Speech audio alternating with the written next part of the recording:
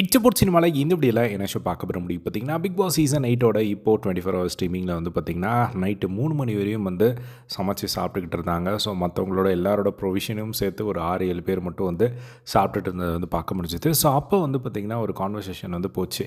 ராணம் வந்து பவித்ரா ஜனனியை வந்து நான் லவ் கண்டென்ட் மாதிரி பண்ணிவிட்டு கடைசியாக நான் வீட்டை விட்டு போகும்போது அக்கான்னு சொல்லிட்டு போயிடுவேன் அப்படிங்கிற மாதிரி ஒரு ஸ்டேட்மெண்ட் வந்து கொடுத்துருந்தாரு. அது பார்க்குற ஆடியன்ஸுக்கு செம ஷாக்காக இருந்தது. ஏன்னா இப்படி ஓப்பனாக இந்த மாதிரியெல்லாம் சொல்கிறாரு அப்படிங்கிற மாதிரி இருந்தது. இப்போ அந்த ஒரு விஷயம் வந்து பாய்ஸ் ஸ்கூலில் தான் வந்து நடந்தது. பட் இப்போ வந்து அந்த ஒரு விஷயத்தை வந்து விஷால் வந்து கேர்ள்ஸ் சைடில் வந்து சொல்கிறாரு. ஸோ ஆல்ரெடி வந்து எல்லாருமே பவித்ரா அண்ட் ராணவ் இவங்க 2 பேரையும் வச்சு கலாய்ச்சிட்டு இருக்கிறத வந்து பார்க்க முடியுது. ஸோ அப்போ வந்து இப்போ ஒரு டிஸ்கஷன் வரும்போது வந்து ராணவ் ரொம்ப ட்ரை பண்ணுற மாதிரி இருக்குது பவியை அப்படிங்கிற மாதிரி வந்து இவங்க தர்ஷிகா எல்லாருமே வந்து சொல்லிட்டு இருந்தாங்க. ஸோ தர்ஷிகா வந்து சொன்னாங்க, ராணவ் வந்து என்கிட்ட சொல்கிறான், நீங்கள் என்னை மாக் பண்ணிகிட்டே இருக்கீங்க, பட் பவி வந்து என்னை நாக் கூட பண்ண மாட்டேங்கிறா அப்படிங்கிற மாதிரி வந்து சொல்கிறான். அடி என்னடா ட்ரை பண்ணுறா அப்படிங்கிற மாதிரி இருந்தது எனக்கு அப்படிங்கிற மாதிரி அவங்க ஒரு பக்கம் சொல்கிறாங்க.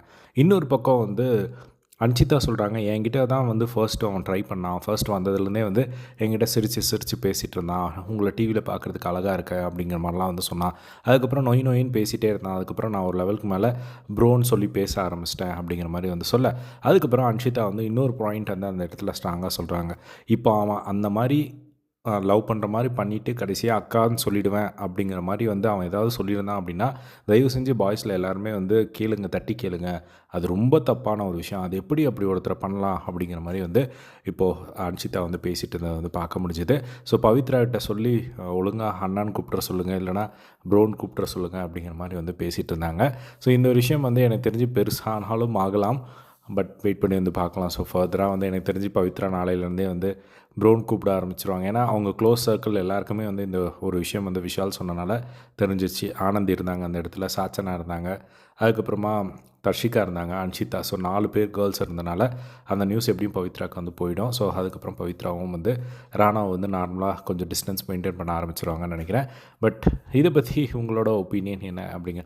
அதே மாதிரி அவங்க டிஸ்கஸ் பண்ணும்போது வந்து ராணவ் வந்து கண்டென்ட்டுக்காக பண்ணுறாங்களா ஒரு வேளை அப்படிங்கிற மாதிரி டிஸ்கஸ் பண்ணுறாங்க. இப்போ தர்ஷிகாவுக்கும் அதே ஒரு கொஷின் தான் வருது. ஏன்னா தர்ஷிகாவும் கண்டென்ட்டுக்காக பண்ணுறாங்களா அப்படிங்கிற ஒரு கேள்வி வருது. திடீர்னு வந்து பார்த்திங்கன்னா அவங்க விஷால் கூட வந்து எனக்கு ஒரு ஃபீலிங் வந்துடுச்சு, அது எனக்குள்ளே இருக்கட்டும் அப்படிங்கிற மாதிரிலாம் வந்து ஜாக்லின்கிட்ட வந்து சொல்லிட்டு இருந்தாங்க. இது ஒரு பக்கம் ஒரு விஷயம் போயிட்டுருக்கு. அதை பற்றி டீட்டெயிலாக ஆல்ரெடி வீடியோ போட்டிருக்கேன், செக் பண்ணி பாருங்கள் அவங்க என்ன சொன்னாங்க அப்படின்னு சொல்லி.